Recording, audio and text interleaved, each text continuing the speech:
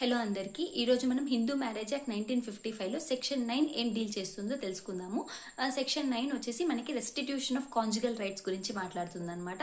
ఇక్కడ మనకి restitution of conjugal rights అంటే ఏంటంటే, ఇప్పుడు మనకి హస్బెండ్ అండ్ వైఫ్ ఇద్దరు పార్టీస్ ఉన్నారనమాట.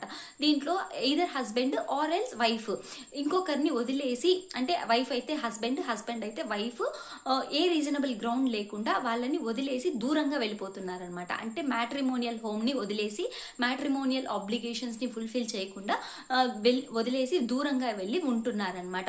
సో అలాంటి కేసెస్లో ఎవరైతే ఇలా వదిలేయబడ్డారో, ఇప్పుడు ఫర్ ఎగ్జాంపుల్ వైఫ్ వెళ్ళిపోయారంటే హస్బెండ్ డిస్ట్రిక్ట్ కోర్టు ముందర పిటిషన్ ఫైల్ చేసి, ఇలాగా నా వైఫ్ ఏ రీజనబుల్ గ్రౌండ్ లేకుండా, అంటే ఏ లీగల్ గ్రౌండ్ లేకుండా, అంటే ఫర్ ఎగ్జాంపుల్ అడల్టరీ కానీ, క్రూయల్టీ కానీ, కన్వర్షన్ కానీ, ఇలాంటి ఎటువంటి గ్రౌండ్ లేకుండా వదిలేసి వెళ్ళిపోయింది నా వైఫ్. సో తనని మళ్ళీ తిరిగి తీసుకొని మ్యాట్రిమోనియల్ హోమ్లోకి తీసుకోరండి అని అడుగుతామన్నమాట కోర్ట్ని. సో అప్పుడే మనం ఫైల్ చేస్తాం ఈ petition, restitution of conjugal rights అనేసి. సో ఇది మనం డిస్ట్రిక్ట్ కోర్టులోనే ఫైల్ చేస్తామన్నమాట.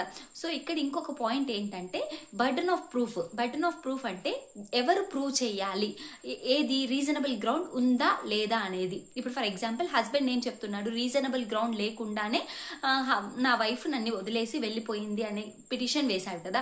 సో కోర్టు చూస్తుంది అసలు లీగల్ గ్రౌండ్ ఉందా లేదా అనేసి.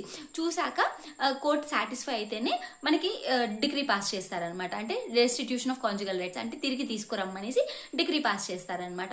సో ఇక్కడ రీజనబుల్ గ్రౌండ్ అంటే వైఫ్ ఏం చెప్తుంది, నేను రీజనబుల్ గ్రౌండ్ ఉంది అందువల్లనే వెళ్ళిపోయాను అని కానీ తను క్లెయిమ్ చేసిందంటే, ఆ రీజనబుల్ గ్రౌండ్ ఉంది అని ప్రూవ్ చేసే బర్డెన్ ఎవరిపైన ఉంటుందంటే, ఎవరైతే రీజనబుల్ గ్రౌండ్ ఉంది అని క్లెయిమ్ చేస్తున్నారో వాళ్ళపైనే ఆ బర్డెన్ ఆఫ్ ప్రూఫ్ అనేది ఉంటుందన్నమాట. ఇక్కడ మనము తీసుకున్న కేసులో వైఫ్ వెళ్ళిపోయింది కాబట్టి, ఒకవేళ తనకి రీజనబుల్ గ్రౌండ్ ఉందే వెళ్ళిపోయింది అనుకుంటే, ఆ రీజనబుల్ గ్రౌండ్ ని ప్రూఫ్ చేసే బర్డెన్ కూడా తనపైనే ఉంటుందన్నమాట. సో ఇదండి మనకి రెస్టిట్యూషన్ ఆఫ్ కాంజుగల్ రైట్స్ అంటే. ఏం లేదు, ఎవరైతే ఒక పర్సన్ హస్బెండ్ అండ్ వైఫ్ లో ఏ రీజనబుల్ గ్రౌండ్ లేకుండా మ్యాట్రిమోనియల్ హోమ్ ని వదిలేసి వెళ్ళిపోయి దూరంగా ఉంటున్నారో వాళ్ళని తిరిగి తీసుకొని రావడానికి ఫైల్ చేసే పిటిషనే మనకి restitution of conjugal rights petition అనమాట.